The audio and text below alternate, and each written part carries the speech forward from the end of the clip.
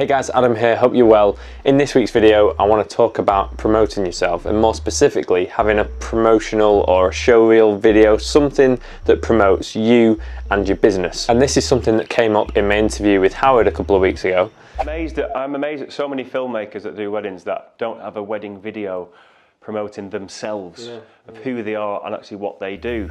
And I really wanted to hone in on it because I think it's massively important. It's been really influential to my brides and grooms and to potential clients of mine in terms of bookings, and I really think that you should have one too.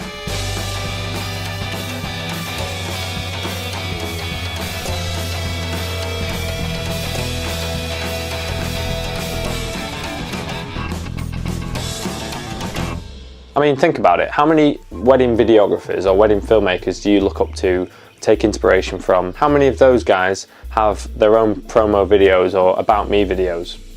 And of course you want to be showing off your wedding films. That's your bread and butter. But surely having something that little bit extra is going to make you stand out even more. It's funny because the clues in the name were videographers, videographers. A lot of people, myself included, have made promo videos for other companies, and yet we don't promote ourselves with video.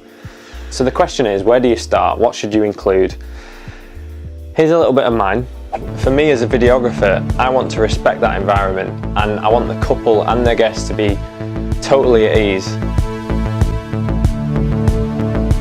Now I've got this on the landing page on my website, it's on my Facebook business page, and it genuinely has helped me with booking couples because it gives them an idea of what I'm about, my style, and it helps them to buy into me as a person rather than just another company. So obviously you want to include footage from your wedding films, as diverse as you can get it, show off like a range of shots, close-up shots, tight shots, wide shots, mid-range, gimbal work if you use a gimbal, drone shot, portrait shots, footage from the bridal preps, the ceremony, the night do, basically all of your best work, all your best footage. And then obviously to drive the film, a really killer soundtrack or score and some piece of audio. Here I would suggest maybe using audio from a previous wedding film, but if you are going to use a speech or some audio from one of your wedding films, make sure it's quite generic, nothing too specific, something about weddings or love in general, like a nice read-in.